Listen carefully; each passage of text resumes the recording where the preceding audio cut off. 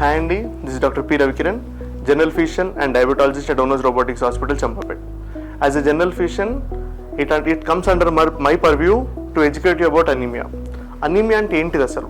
Why should we know about anemia and how does it affect our life? Anemia అనగా ఏంటంటే when there is low blood, అంటే మన రక్తం అంటే రక్త కణాలు కనుక మనకు ఉండాల్సిన దానికన్నా తక్కువ ఉన్నాయి అనుకోండి, that is called as anaemia.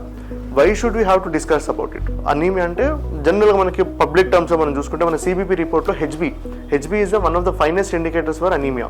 మనకి నార్మల్గా మేల్స్కి కానివ్వండి, ఫీమేల్స్ కానివ్వండి 12 to 15 రేంజ్లో కొంచెం +or-1 డిఫరెంట్ ల్యాబ్స్లో ఉంటుంది. So 12 to 15 is a normal range. దానికన్నా తగ్గినట్టయితే that is called as anaemia.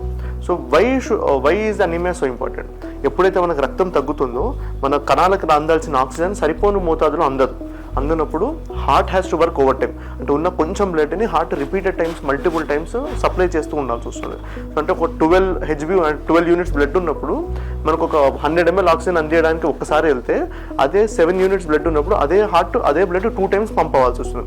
ఆ వర్క్ అంతా కూడా హార్ట్ మీద పడ్డము, హార్ట్ ఫెయిల్ అవ్వడము, హార్ట్లో బ్లడ్ తగ్గడం అంటే బాడీలో బ్లడ్ తగ్గడం వల్ల కిడ్నీకి బ్లడ్ సప్లై సరిగ్గా లేకపోవడము, కిడ్నీస్ ఫెయిల్ అవ్వడము. అట్లా అనీమియా వల్ల మల్టిపుల్ కాంప్లికేషన్స్ ఉంటాయి. What is anaemia?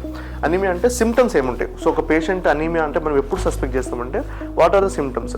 The first and foremost symptom is తొందరగా అల్సర్ రావడం. అంటే కొంచెం పొద్దున్న లేస్తారు, కొంచెం వర్క్ చేసుకుంటూ వెళ్తారు, ఒక 11 o'clock మిడ్ ఆఫ్టర్నూన్ వరకు they will start feeling tired. అంటే ఏ పని చేయలేకపోవడము, పడుకొని ఉండాలనిపించడము, రెస్ట్ తీసుకోవాలనిపించడము, గిడినెస్ లాగా అనిపించడము, మలైజ్ అంటాం. అంటే ఏంటంటే కొద్దిసేపు పని చేసిన తర్వాత చేయలేరు.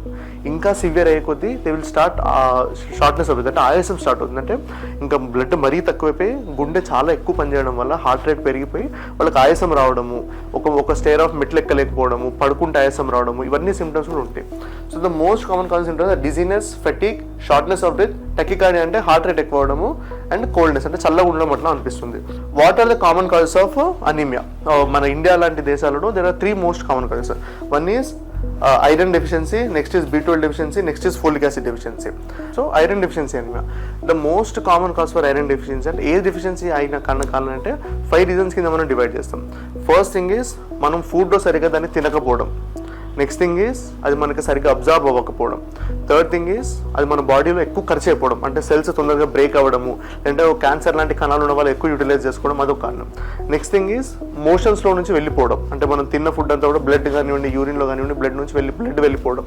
Next most common cause is వీటన్నిటితో పాటు మనకి ప్రొడ్యూస్ అవ్వకపోవడం, అంటే బాడీలో అంటే మనం సరిగ్గా తినకపోవడము, తిన్నది అబ్జర్వ్ అవ్వకపోవడము, సరిగ్గా బోన్ మ్యారో అంటే మన గుజ్జులో నుంచి ప్రొడ్యూస్ అవ్వకపోవడము, ప్రొడ్యూస్ అయింది బ్రేక్ అవ్వడము, లేదంటే మన బాడీలో నుంచి బ్లడ్ రూపంలో వెళ్ళిపోవడం. ఇవన్నీ 5 కారణాలు మనకి ఐరన్ డెఫిషియన్సీ అనేవి మోస్ట్ కామన్ కాజ్.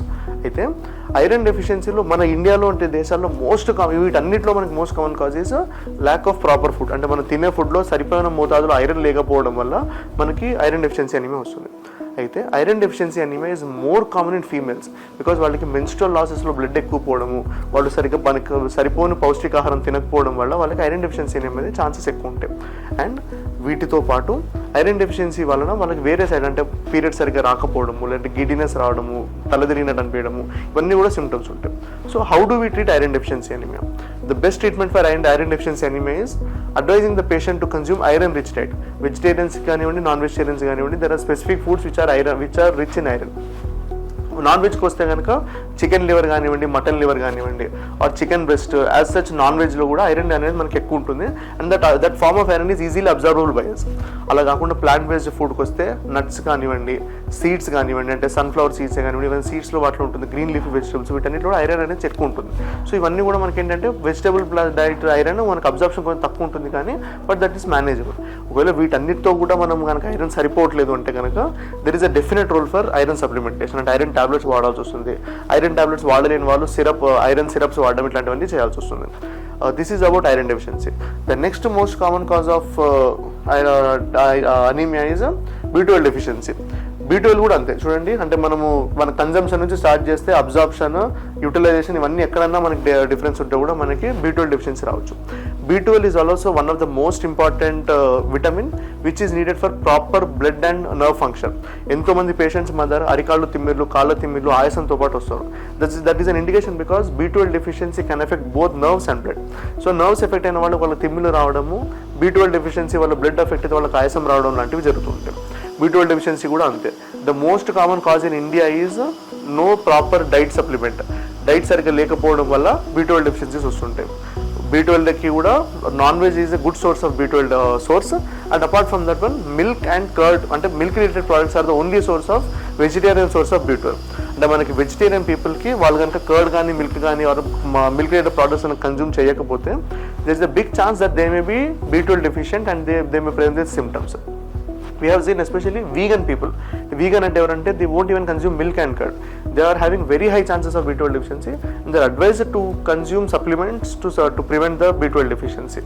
వీటితో పాటు what is folate. Folic acid అనేది it is needed for the formation of DNA. అంటే మనకి అది మీరు చాలామంది చూస్తుంటారు, ప్రెగ్నెంట్ ఫీమేల్స్కి వాళ్ళు కన్సీవ్ అవ్వగానే they will be started on folic acid start చేస్తారు. డైలీ కంపల్సరీ వేసుకోవాలి అని చెప్తుంటారు. ఎందుకంటే folic acid is needed for the formation of DNA. అంటే పిల్లల స్పైన్ కానివ్వండి అవన్నీ డెవలప్ అవ్వాలన్న గర్భసంచులు ఉన్నప్పుడు folic acid is much needed. So అలానే ఇది బ్లడ్ ఫార్మేషన్లో కూడా చాలా ఇంపార్టెంట్ హార్మోన్, చాలా important vitamin. So whenever there is folic acid deficiency there would be definitive loss of blood and no less formation of blood. That would also cause us anemia. The folic acid deficiency anemia doesn't respond to iron and B12 injections. That is the first and foremost thing we have to identify. The folic acid ki there are multiple sources. అంటే green leafy vegetables are a rich source of folic acid. So ఎవరైతే మనుషులు అంటే ఎవరైనా especially పిల్లలు కానివ్వండి ఎవరైనా teenage especially వాళ్ళు green leafy vegetables తినడానికి ఇష్టపడరు, వాళ్ళకి ఎక్స్ప్లెయిన్ చేయండి.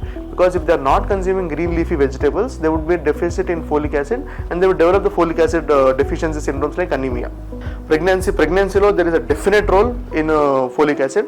సో మనం ప్రెగ్నెన్సీలో ఎట్లయితే వాడుతున్నామో మిగతా అనిమియా టైమ్స్ కూడా మనం అలానే వాడాల్సి వస్తుంది. Symptoms of folic acid deficiency అన్ని అనిమియాస్ లాగానే అది కూడా మనకి ఆయాసం కానివ్వండి, గుండెల దడ కానివ్వండి, గాబరా ఇట్లాంటి సిమ్టమ్స్ మనకి వస్తుంటాయి. సో ఫోలిక్ యాసిడ్ డెఫిషియన్సీకి treat it with proper green leafy vegetables and if it doesn't subside we have to use supplements. ఈ తగిన జాగ్రత్తలు కనుక మనం తీసుకున్నట్టయితే మనల్ని మనం అనిమియా నుంచి కాపాడుకోగలుగుతాము. We can lead a better life.